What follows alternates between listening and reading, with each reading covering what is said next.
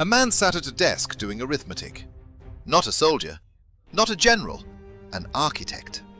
He calculated that if you terminated the leases of certain tenants in certain Berlin apartments, the treasury would save around 40 million reichsmarks.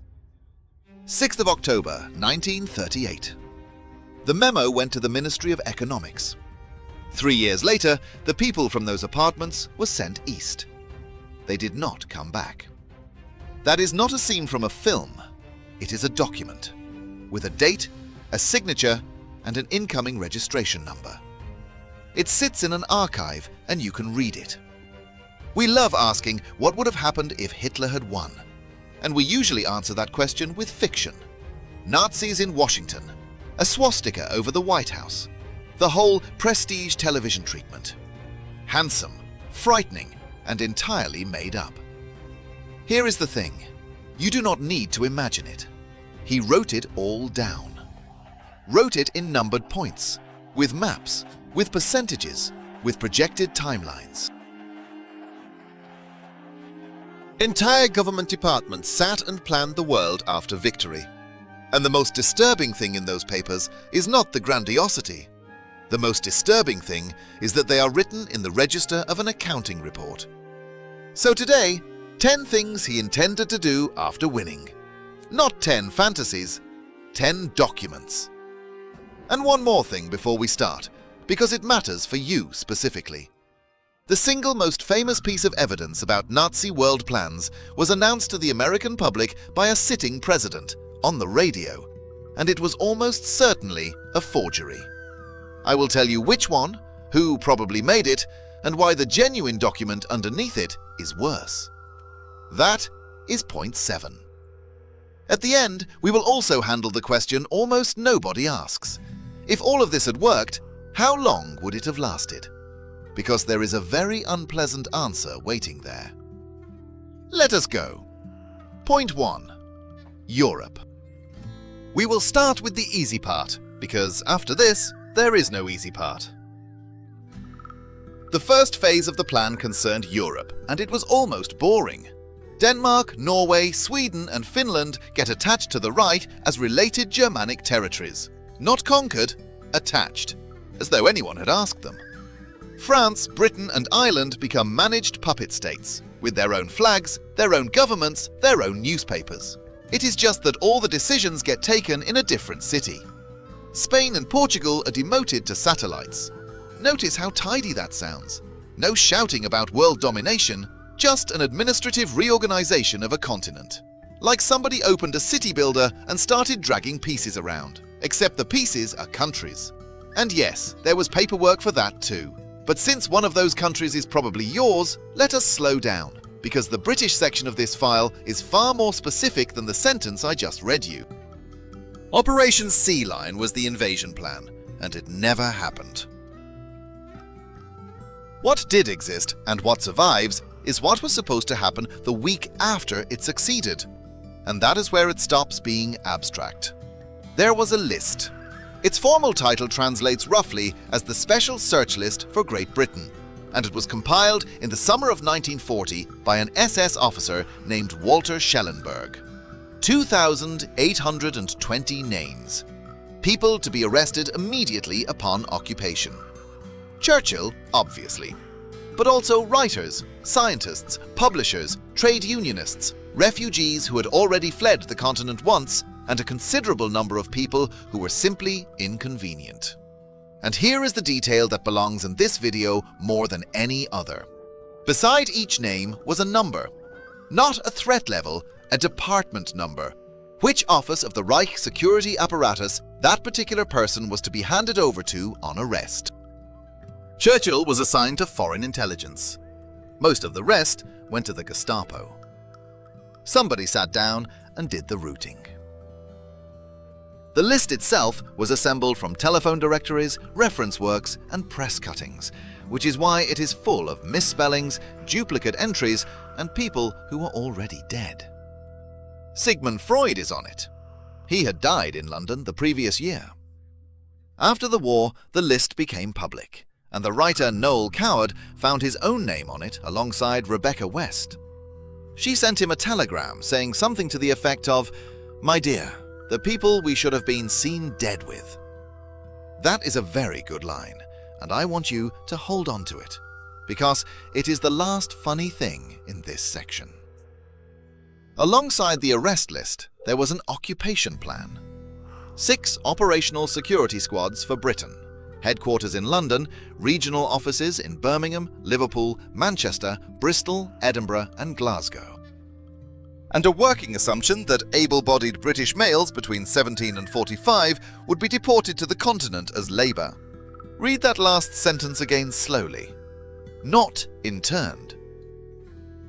Not conscripted. Deported to the continent as labour. Every man in the country between 17 and 45.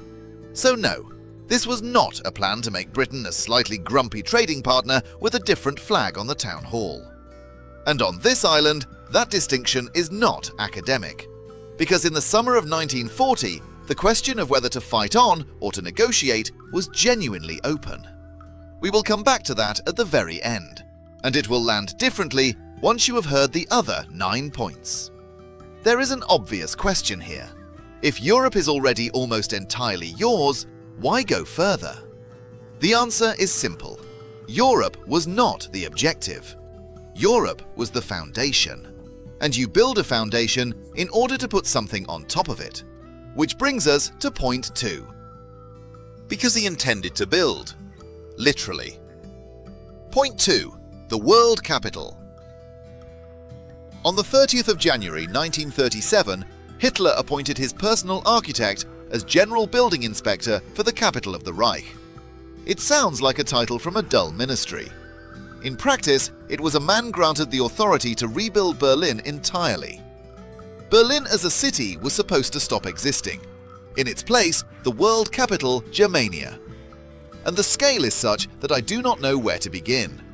A central avenue 7 kilometers long and 120 meters wide, with no traffic lights. None. Every cross street would run into a tunnel, because the avenue was not designed for cars. It was designed for parades. Picture a boulevard you simply cannot cross. Ever. At one end, a triumphal arch, 117 meters high. The Paris arch fits inside its central opening with room to spare. The walls were to be carved with the names of every German who died in the First World War, to rewrite the memory of losing it. And at the other end, the Hall of the People. Brace yourself. 290 meters high. A dome 250 meters across. The opening at the top of the dome alone, 46 meters, is wider than the entire dome of St. Peter's in Rome. Interior volume, 21 million cubic meters. 180,000 people standing. Do you know what happened next? The engineers sat down, did the calculations, and produced a finding that makes you want to laugh until you realize you cannot. At that volume, the breath of 180,000 people would condense against the ceiling, meaning it would rain. Indoors. They designed a room so large it developed its own weather. Also, beneath the center of the hall, a crypt for one specific person. And here the funny part ends. Berlin sits on marshy sand. The engineers were not confident the ground would carry the weight of the arch. So in 1941, they poured a concrete cylinder weighing 12,650 tons and watched to see how far it sank. It is still there. In the Schöneberg district. It was never demolished after the war because there are homes nearby and blowing it up would be dangerous. The only surviving piece of the Eternal City is a concrete lump nobody could get rid of. But the concrete is not the point of this story. To build the avenue, you had to demolish what stood in its way. In 1938 alone, 7,000 apartments came down. The people had to go somewhere, and there was neither money nor material for new housing. So the General Building Inspector proposed a solution.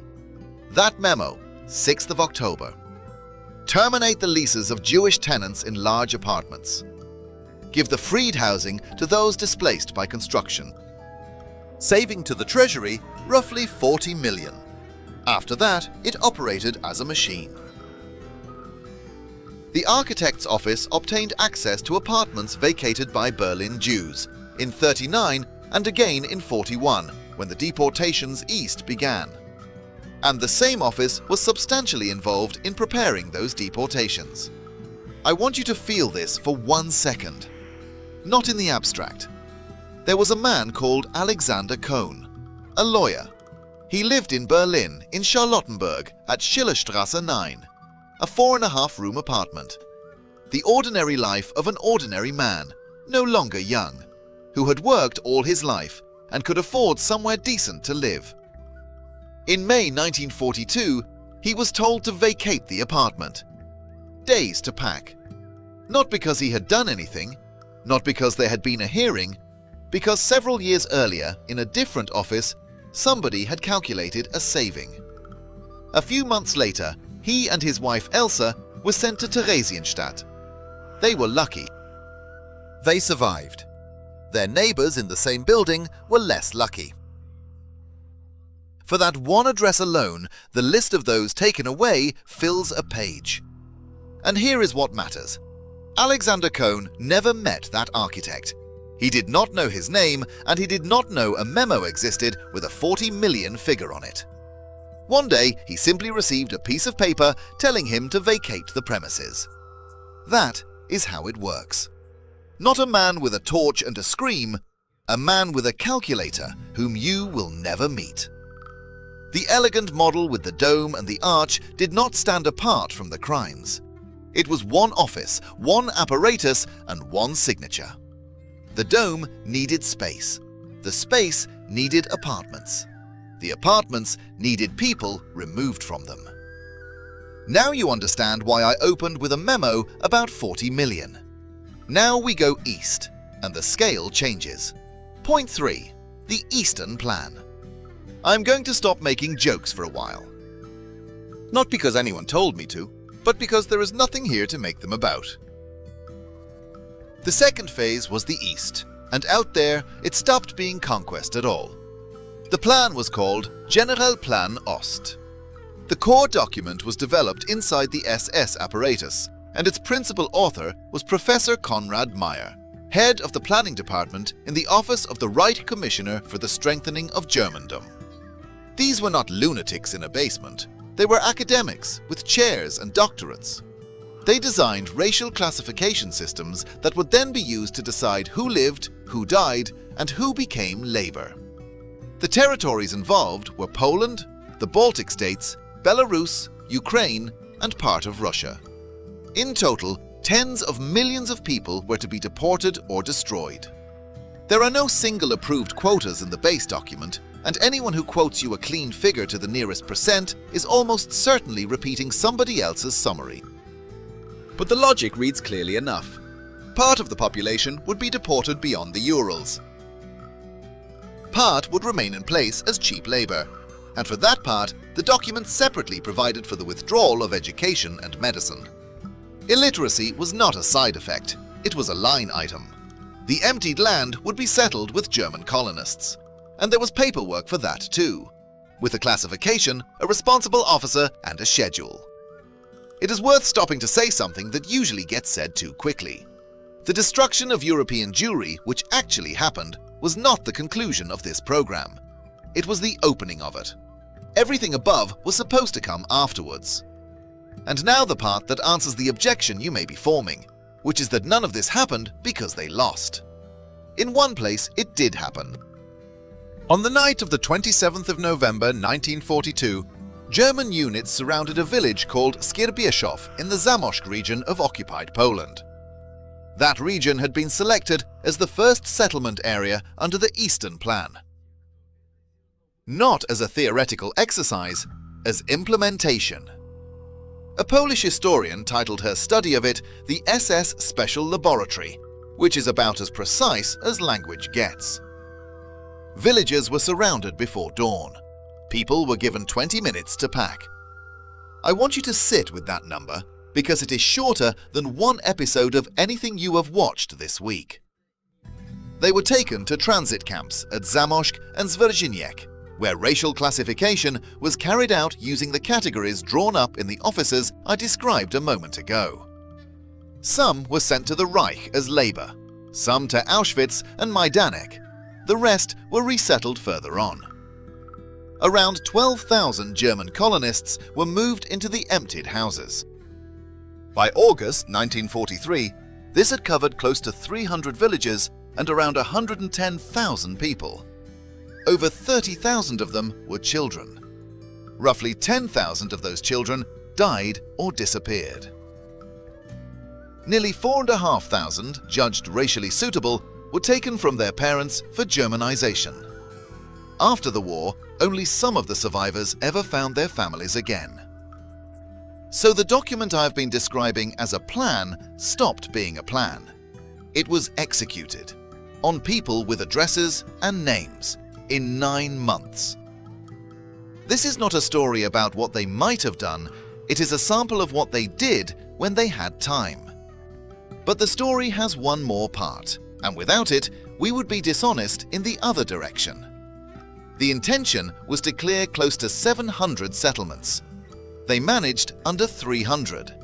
Not because they changed their minds. The population fled into the forest, destroying crops and buildings, so the colonists would inherit nothing. Polish underground intelligence obtained the map of planned expulsions, which allowed villagers to be warned in advance. Underground units moved to defend the population without waiting for orders and fought pitched engagements. In March 1943, the operation had to be suspended. The fighting was intense enough that the Germans themselves referred to it in their own documents as an uprising. Remember that alongside the numbers. The only place where the Eastern Plan crossed from paper into execution is also the only place where it was stopped by force. Not entirely and not permanently, because they returned that summer with reprisals. But a program scheduled to run for 25 years did not manage to finish its first district. Now the question anyone would ask next: fine, they intended to remove the people, but why? What did they want from that land? The answer is worse than the question. Point 4. The Hunger Plan. The author was an agriculture official named Backe, not a soldier, an agronomist. The logic was entirely practical. Germany needs food. Food grows in the south of the Soviet Union. Therefore, reverse the flow of grain from east to west toward the German army and the German population. The question of what the people who grew that grain would eat was also addressed in the plan. The answer was that they would eat nothing. The planners recorded the expected outcome as a figure. Tens of millions of people in the occupied Eastern territories were to die of starvation. I want you to notice the word expected. That is not a forecast of consequences somebody later regretted. That is a column in a calculation. It is the same way you account for spoilage in transit. And it was known in advance, before it started. The people who signed it knew how many would die and signed. This is normally where I put a joke so you can breathe. Not today. Stay with me. Point 5. Gothland. Crimea had a special place in these plans. It was not to be occupied, it was to be annexed to the Reich directly. The peninsula was to be cleared of its existing population entirely, all of it, and settled with German colonists, including transferees from South Tyrol. The cities would be renamed. Simferopol was to become Gothenburg. The territory itself, Gotenland, the land of the Goths. The justification was historical. In antiquity, Goths lived on the peninsula. Goths were a Germanic people, therefore the land is ancestrally German, therefore everything is in order. By that reasoning, Italy could file a claim on half of Europe tomorrow because Roman legions once stood there. Nobody consulted Italy. And there was paperwork for that too. Naturally. So the land is cleared and the colonists are installed. Which raises the next practical question. How do you hold it? Point 6. The living wall. The answer was engineering. Great highways were planned running east, deep into the conquered territories with new German towns along them. All of it was to be built with slave labor, and that is not a moral characterization. It is the method of production written into the cost estimate. And on the far frontier, where German land ended and everything else began, there would be a living wall. Settlements of soldier farmers. A man works the land and, when required, picks up a rifle and holds the border. If that sounds like a mechanic from a strategy game, that is because it is one. Except in a game, you click a button, and here it meant actual people on empty land, emptied of its previous occupants. Fine. Land, wall, and roads. One question remains. What do you do about what these people believe? Point 7. Instead of a church. And here we arrive at the thing I promised you at the start. On the 27th of October 1941, President Roosevelt gave his Navy Day address. In it, he told the American public that his government had come into passenger of a secret map made in Germany showing South and Central America carved into 5 vassal states. And he said his government also possessed another document, a plan to abolish all existing religions, replace the Bible with a certain book, and replace the cross with the swastika. He described the map in detail. 14 countries erased, the continent redrawn into 5 vassal states, and one of those new puppet states arranged to include Panama and the Canal. He refused to show the map to reporters the next day, saying only that it came from a source that was undoubtedly reliable. The German government issued a formal note on the 1st of November, calling the whole thing a fabrication. And now the uncomfortable part. In this particular instance, the Germans had a point. The organization was called British Security Coordination. It operated out of Rockefeller Center in New York, and its purpose was to move American opinion toward entering the war. Its forgery unit sat in Toronto.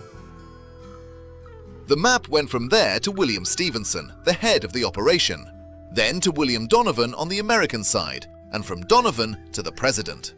A British wartime agent named Ivar Bryce later claimed in a memoir that the idea had been his. The historian Nicholas Cull, who has studied the map closely, describes it plainly as a British fabrication. The religion document is regarded with the same skepticism, and I want to be precise about what that does and does not mean, because this particular fact gets misused constantly. It does not mean the plans in this video are invented. It means one specific piece of evidence, the one that got the most airtime, was manufactured by an ally. Roosevelt was almost certainly handed it rather than inventing it, and it worked exactly as intended. So if you have ever repeated the line about the Nazis planning to replace the Bible with Mein Kampf, that line traces back to a document that most likely came out of a friendly intelligence operation in Toronto, rather than a German ministry. Which would be a satisfying place to stop if the real thing were not sitting in an archive. Because it is. In the files of the party's chief ideologist, there is a different plan from around 1939. And this one is authentic, and it is far worse. Because it is duller. No swastikas replacing crosses. The stated aim was to create a state religion modelled on how they understood ancient Greece. Sporting and musical events combined with state festivals. Ceremonies, competitions, official acts. No clergy. So the state religion was to look roughly like the Olympics crossed with the National Talent Contest. And attendance would be compulsory for everyone. I realize that sounds almost harmless. That was the point. The method was specified too. Not prohibition, subversion from within. Several trusted individuals inside each religious group, working as agents. Set the groups against one another and use one to undermine the next. And a timetable. Intermediate objective in 10 to 15 years. Once a generation raised under the new system had replaced the older one attached to the churches. Final objective in roughly 25 years, after which the state religion becomes obligatory for every citizen. 25 years. That is not madness. That is strategic planning.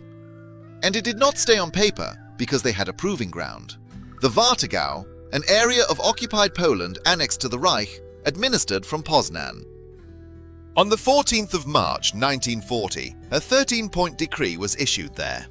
Churches in the legal sense no longer exist, only religious associations. They may not own property. No youth organizations. No teaching in schools. Germans and Poles may not belong to the same congregation. A clergyman is required to hold another primary occupation. The outcome after 5 years. 97% of the churches standing in September 1939 were closed. Every monastery closed. Of 1,900 priests, over 90% were arrested, deported, or killed. 5 years, one region, almost all of it. That is what happens when the work is done not by fanatics with torches, but by men with filing cabinets. Right, souls dealt with. Now the thing that got in the way of all of it. Point 8. The rocket to New York. There was one problem he preferred not to look at. America. Hitler did not take Americans seriously. He considered the country soft, decadent, and likely to fall apart on its own. Even in 1944, with American equipment already operating in Western Europe, he was more worried about Britain. The difficulty was that America could not physically be reached. You cannot move an army across the Atlantic, and occupying a country your soldiers cannot sail to is somewhat awkward. So the engineers proposed doing it without soldiers. Alongside the work on the famous 5-weapon, from 1940 onward, designers were developing a 2-stage intercontinental rocket, a booster stage and an upper stage that carries on. Total mass over 80 tons, length 41 meters, calculated range in the order of 5,500 kilometers with a 1-ton payload. A piloted version was even discussed because over that distance the dispersion was so enormous that without a human inside, the rocket might miss a city of several million. Sit with that phrase. Miss a city. Not a building, a city. One detail indicates how serious this was. As early as 1938, a launch position was laid out at the test range, with an assembly building 32 meters high, built specifically for this rocket, years before it could conceivably fly. In November 1944, the work was formally revived under the name Project America. In January 1945, they conducted the single test launch of the upper stage. And now the reason I raised any of this. After the rocket plant was bombed in August 1943, production of the booster stage was to be relocated to Ebensee in Austria, and a concentration camp was established alongside it for that purpose. Not a camp that already existed to which work was assigned, the other way round. First they decided to build the rocket, then they built the camp to build it. There is the whole story in one sentence.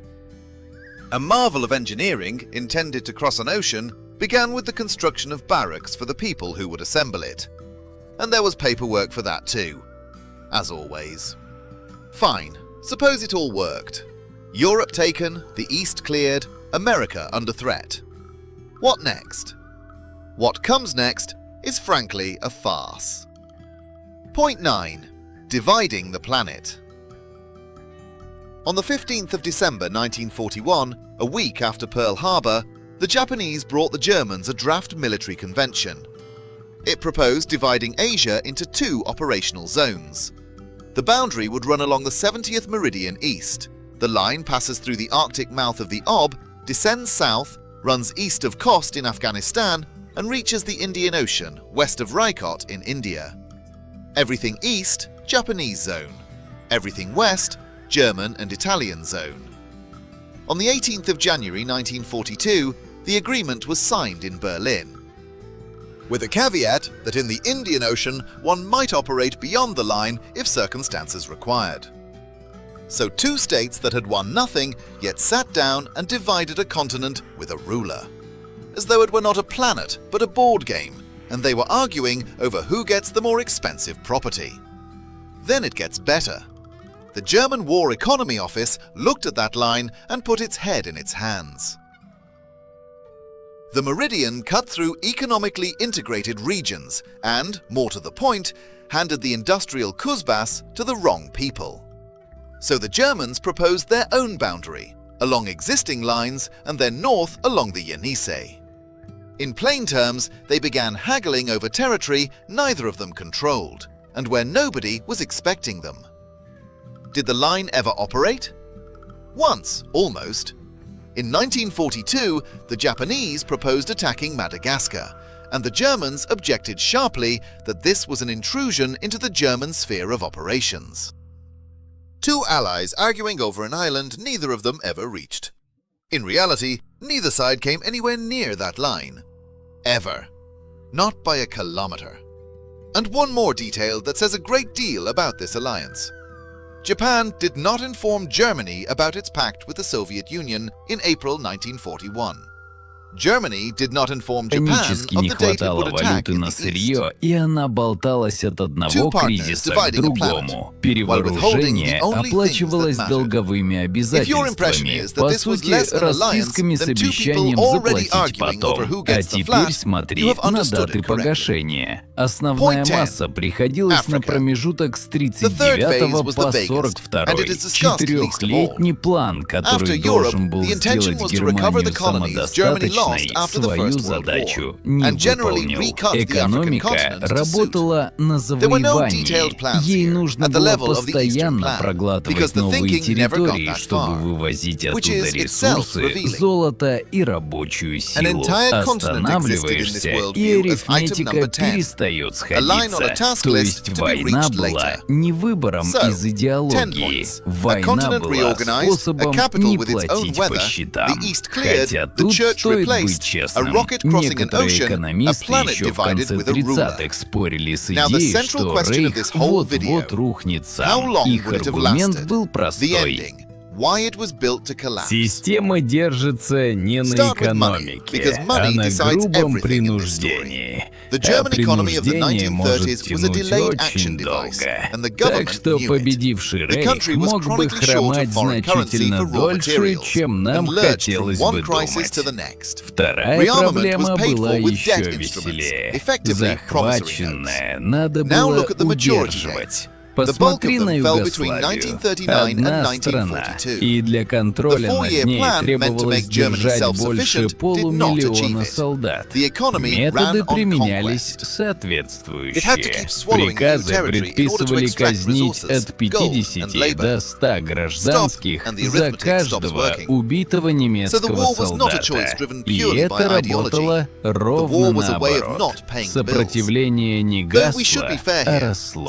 Потому что когда единственная альтернатива — это смерть, люди перестают выбирать между риском и безопасностью. Массовые расправы дают повод взять оружие каждому, кто еще может его держать. А теперь умножь эту Югославию на целый континент, население которого по документам подлежит выселению, порабощению или уничтожению. Получится государство, которое круглосуточно тушит пожары везде одновременно. Третья проблема была внутри. Верхушка партии грызлась между собой еще в мирное время. Движение, построенное вокруг одного человека, имеет очевидную уязвимость. Что происходит, когда этот человек кончается? Он и сам это понимал. В 1941-м подписал документ, официально назначив преемника. Через 4 года лишил его всех постов и приказал арестовать за измену. Потом проделал то же самое со вторым. Буквально за считанные дни до собственного конца. Оба официально назначенных наследника закончили обвинением в предательстве. Это не система преемственности. Это игра престолов, только без драконов и с худшими костюмами. И, наконец, Америка. Пока Гитлер рассуждал о том, что американское общество слабое и само себя разъест, американская промышленность выпускала самолеты, корабли и технику в объемах, которые Германия и половина Европы вместе взятые не потянули бы физически. А потом добавился еще один фактор. Немецкие ученые расщепили атомное ядро в Берлине в 1938-м первыми, и к 1942-му руководство решило, что бомбу в разумные сроки не получить, и приоритет проекту снизили. Немцы не проиграли ядерную гонку, они из нее просто ушли. К 1948 году у Соединенных Штатов было около полусотни атомных зарядов. У победившей Германии в этом сценарии, скорее всего, 0, по крайней мере, какое-то время. Так что реальная картина после победы выглядела бы примерно так. Германия владеет континентом, Америка владеет бомбой. Между ними океан, который ни одна армия не переходит. Не тысячелетний рейх.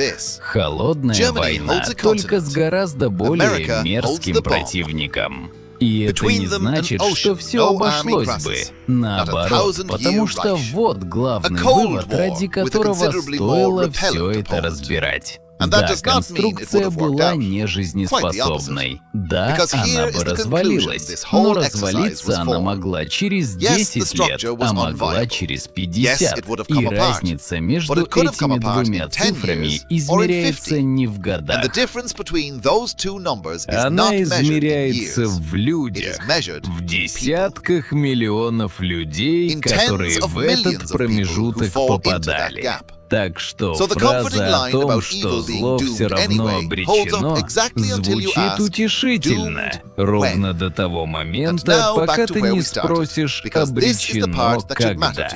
Победа не была предопределена. Не в мае 40-го, когда часть британского кабинета всерьез обсуждала сделку, не осенью того же года, когда летчики гибли быстрее, чем приходило пополнение. Не в декабре 41-го под Москвой, когда немецкие разведгруппы вышли на 15-20 километров от Кремля, а правительство уже грузило документы в вагоны.